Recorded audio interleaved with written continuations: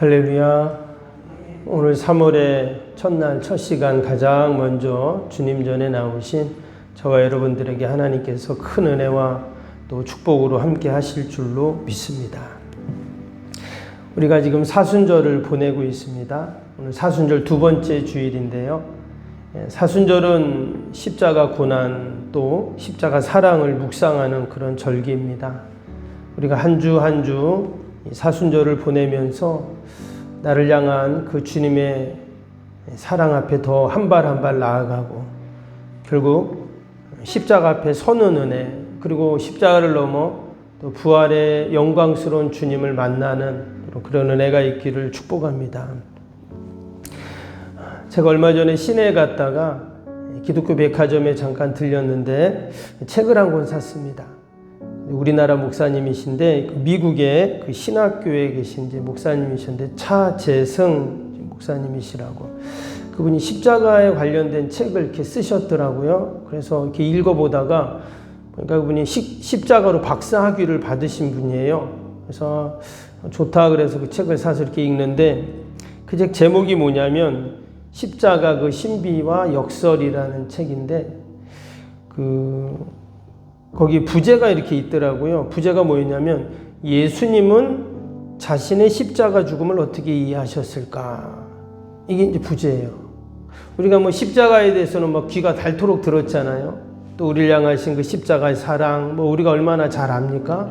그런데 예수님 입장에서 예수님은 자신의 그 십자가를 과연 어떻게 생각하고 이해하셨을까라는 관점으로 이제 쓰신 거예요. 흥미로운 이제 이런 내용인데, 이분은 십자가는 신비다 이렇게 강조를 합니다. 왜냐하면 여러분 세상의 모든 나라, 모든 지역, 모든 마을에 가면 다 자기들이 숭배하는 절대자 신이 있어요. 그래서 제가 한번 자료를 찾아보니까 여러분 세상에 얼마나 많은 종교가 있을까요? 적게는 4,200개에서 한 10,000개 정도 종교가 있다고 합니다. 토속 종교까지 다 치면 셀 수도 없겠죠. 그런데 여러분 그 각 종교마다 믿는 자신들의 신이 있잖아요. 그럼 과연 신은 그 몇 분이나 될까? 우리 기독교 같은 경우는 유일신이잖아요. 그러니까 신이 한 분이시죠. 근데 여러분 그 인도의 힌두교 있죠. 힌두교는요 3억 4천 개의 신을 섬긴다고 합니다. 가까운 일본 신도 있죠. 신도도 하나의 종교인데 거기에는 800만 개의 신이 있다고 해요. 그렇게 치면 세상에 어마어마하죠. 자신들이 믿는 그 신은. 우리나라에만 나는 신이다 라고 말하는 사람이 한때 한 50명이 넘었다고 합니다. 사실 신이라고 말할 수도 없지만 그건 우상이고 잘못된 거짓된 신들이죠. 그런데 이제 기독교에서만 유일하게 말하는 것이 뭐냐면 바로 이 십자가라는 거예요. 십자가 이야기는 세상 어떤 종교에서도 어떤 신에서도 찾아볼 수가 없습니다. 왜냐하면 여러분 인간이 신이 됐다라는 이야기는 타 종교에서도 말을 합니다. 또 사랑, 자비, 희생, 헌신 이런 것도 다 타 종교에 있죠. 심지어 부활 이야기도요 타 종교에서 말합니다. 고대 이집트 그 신들이나 또 페르시아의 조로아스트교, 여러분 불교 힌두교에서도 부활을 이야기해요. 우리 기독교의 부활과는 전혀 다르지만 유일하게 이 십자가는 오직 기독교에서만 이야기한다라는 겁니다. 오늘 이 고린도전서 1장이 바로 그 십자가에 대한 말씀이죠. 오늘 23절, 24절 다시 한번 볼까요? 23절, 24절 제가 한번 읽겠습니다. 우리는 십자가에 못 박힌 그리스도를 전하니 유대인에게는 꺼리끼는 것이요 이방인에게는 미련한 것이로되 오직 부르심을 받은 자들에게는 유대인이나 헬라인이나 그리스도는 하나님의 능력이요 하나님의 지혜니라. 당시 유대인들과 헬라인들은 이 십자가를 잘 이해를 못했습니다. 초월자이신 신이 인간의 몸을 입고 이 땅에 오셔서 우리의 죄를 사하시기 위해 십자가에 달려서서 죽으시고 그것을 믿으면 구원받는다. 우리는 너무나 익숙한 이야기고 당연한 이야기고 이게 복음이고 진리인데 당시 사람들은 이 이야기를 도저히 납득할 수가 없었다는 거예요. 여러분, 유대인들은요 수백 년 동안 메시아를 기다렸어요. 그런데 그 메시아가 지금 십자가에 죽었다는 거잖아요. 이 메시아가 죽었다는 것은 도저히 받아들일 수 없어요. 그래서 지금도 유대인들은 예수님을 인정하지 않습니다. 그리고 아직 메시아가 오지 않았다. 그래서 지금도 메시아를 기다리고 있잖아요. 왜냐? 메시아가 죽어서는 안 되기 때문에. 그리고 헬라인들은 어땠냐? 플라톤, 아리스토텔레스 같은 철학자들을 배출한 이제 헬라인들은 십자가를 도무지 이해할 수 없는 아주 바보스러운 이야기다라고 생각했어요. 가장 황당한 거는 십자가를 물건 파는 것에 비유한 겁니다. 이게 무슨 말이냐면 인간이 죄를 짓잖아요. 근데 그 죄가 십자가의 죽음으로 죄값이 다 치러져서 구원받는다 그랬어요. 이것을 도저히 이해는 쉽죠. 간단한 말이지만 그거는 십자가의 고통을, 십자가 죽음의 고통을 모르는 사람들이 하는 말이라는 거예요. 왜냐? 십자가에 못이 박혀가지고 물과 피를 다 쏟아가지고 마지막 숨이 쉴 수 없을 정도까지의 그 고통 가운데 서서히 죽어가는 그 최고의 고통이 십자가인데 그 십자가의 죽음을 자청하셨다니까. 예수님이 자청하셨잖아요. 그럴 수가 없다는 거죠. 근데 헬라인들도 그런 생각을 하는 게 일리가 있잖아요. 그런데 오늘 말씀을 보면 당시 유대인들, 이 헬라인들이 왜 십자가를 이해하지 못했는지를 알 수가 있어요. 오늘 18절을 다시 한번 볼까요? 18절에 뭐라 그랬냐면 십자가의 도가 멸망하는 자들에게는 미련한 것이요 구원을 받은 우리에게는 하나님의 능력이라. 세상 사람들은 십자가를 미련한 것이라고 이렇게 말을 했어요. 도무지 이해를 할 수 없다는 거죠. 그리고 21절에는 뭐라 그랬냐면 하나님의 지혜에 있어서는 이 세상에 자기 지혜로 하나님을 알지 못함으로 하나님께서도 전도에 미련한 것으로 믿는 자들을 구원하시기를 기뻐하셨도다. 또 밑에 25절이요. 하나님의 어리석음이 사람보다 지혜롭고 하나님의 약하심이 사람보다 강하니라.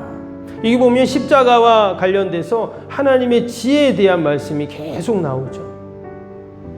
여러분, 하나님의 지혜는 어떨까요? 아무리 똑똑한 인간이라고 해도 여러분 하나님의 지혜와는 비교할 수 없겠죠. 아니, 하나님의 어리석음과도 비교할 수가 없습니다. 그래서 이 십자가 안에는 우리가 알지 못하는 또 다른 신비가 담겨 있습니다. 일찍이 십자가의 신비를 일찍 깨달은 사람이 있습니다. 누구죠? 바로 사도 바울입니다. 지금 이 십자가에 대해서 쭉 설명을 하면서 갈라디아서 6장 14절에 바울은 이런 고백을 했어요. 내게는 우리 주 예수 그리스도의 십자가 외에는 결코 자랑할 것이 없습니다. 여러분, 저와 여러분도 십자가 외에는 자랑할 것이 없습니다. 이런 고백이 있기를 축복합니다. 우리가 자랑할 것이 있잖아요. 모두 자랑하고 싶고 그런데 우리가 오직 십자가 외에는 자랑하지 않는 그러한 저와 여러분 되기를 축복합니다.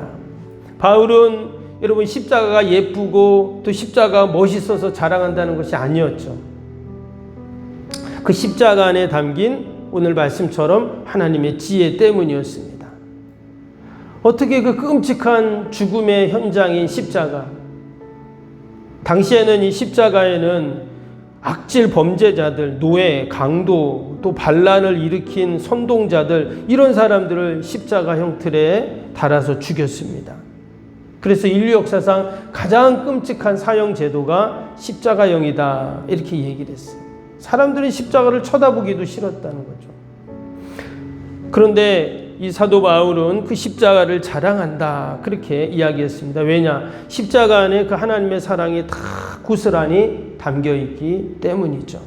그래서 이것이 이제 하나님의 지혜가 되는 것입니다. 세상적으로 볼 때는 뭐라고 했습니까? 오늘 18절에 미련한 것이라고 그렇게 말했어요. 그러나 그 미련한 것이 예수님이 바라보실 때는 어때요? 하나님의 사랑이고 하나님의 지혜인 것입니다. 그래서 우리가 바라볼 때 세상적인 눈으로 십자가를 보면 도무지 이해할 수 없고 미련한 것처럼 보이지만 예수님이 바라보셨던 그 십자가를 우리도 바라봐야 돼요. 아멘. 그럴 때 거기에 하나님의 지혜가 담겨 있고 그 하나님의 사랑이 담겨 있고 하나님의 능력이 여러분 그 안에 담겨 있는 줄로 믿습니다. 우리가 3월 한 달을 살면서도 우리가 바라봐야 할 것은 오직 여러분 예수님이 바라보신 그 십자가인 줄로 믿습니다. 아멘. 내가 어떤 문제를 만나도 어떤 상황이 돼도 여러분 해답은 뭡니까? 십자가인 거예요. 우리 성도들에겐 십자가입니다. 내가 억울한 일을 당했다. 내가 힘든 일이 있다. 내가 지금 이 문제를 해결하지 못한다. 내가 육신 연약하다. 자녀 때문에 머리가 아프다. 또 내가 계획하고 소망하는 일이 잘 안 된다. 여러분 어떤 문제의 해답도 뭡니까? 십자가인 거예요. 결국 그 십자가가 능력이고 여러분 하나님의 지혜가 되는 줄로 믿습니다. 우리가 한 달도 그 십자가의 능력을 경험하는 여러분 저와 여러분이 되시기를 주님의 이름으로 축복합니다. 오늘도 우리 말씀 생각하면서 함께 주일기도 기도하도록 하겠습니다. 주일기도입니다.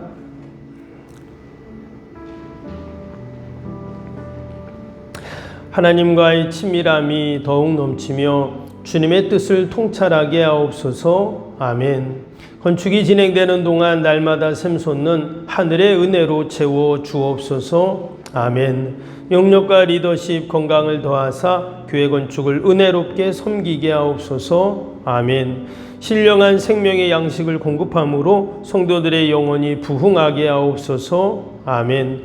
건축을 위하여 맡겨진 소임을 더욱 충성스럽게 감당하게 하옵소서. 아멘. 영적으로 충만하여 하나님의 은혜가 날마다 샘솟듯 넘쳐나게 하옵소서. 아멘. 앞장서서 섬기시는 장로님들의 가정과 자녀와 사업에 복을 더하여 주옵소서. 아멘. 모든 충직자들이 마음을 모으고 정성을 모아 성전을 짓게 하옵소서. 아멘. 건축위원장과 건축위원들에게 지혜와 지식의 영으로 충만케 하옵소서. 아멘. 하나님의 마음을 알고 하나님의 영광에 합당한 성전으로 세우게 하옵소서. 아멘. 모든 성도들이 건축위원이라는 주인의식을 가지고 기도에 힘쓰게 하옵소서. 아멘. 구역원들이 말씀의 꿀을 풍성히 먹도록 먼저 은혜를 경험하게 하옵소서. 아멘. 교회의 영광을 위해 맡겨진 사명을 기도함으로 감당하게 하옵소서. 아멘. 평신도 지도자들이 굳은 일이나 힘든 일에 앞장서 섬기게 하옵소서. 아멘. 한마음으로 주님의 비전을 보게 하시고 믿음으로 승리케 하옵소서. 아멘. 예수님의 이름으로 기도합니다. 아멘. 사랑과 은혜가 충만하신 하나님 아버지, 오늘 3월의 첫날 첫 시간 가장 먼저 주님 전에 나와 기도하며 찬양하며 말씀 붙잡고 시작하게 하시니 감사합니다. 올 한 달도 하나님 우리를 지켜주시고 우리의 가정 일터 자녀들 주님의 몸된 교회 꼭 지켜주시어서 늘 하나님의 영광만을 드러내게 하여 주옵소서. 아버지, 막히고 닫힌 문제들이 있다면 하나님 다 해결해 주시고 연약한 육신 강건하게 하여 주시고 더욱더 우리에게 맡겨진 귀한 사명 잘 감당케 하여 주옵소서. 이제 모든 추위가 지나고 하나님 봄바람이 붑니다. 우리의 가정 일터 주님의 교회에도 아버지 우리의 소망 계획에도 성령의 바람, 은혜의 바람, 축복의 바람이 불게 하여 주옵소서. 아버지 우리가 바라볼 것, 우리가 붙잡아야 할 것은 오직 십자가인 줄로 믿습니다.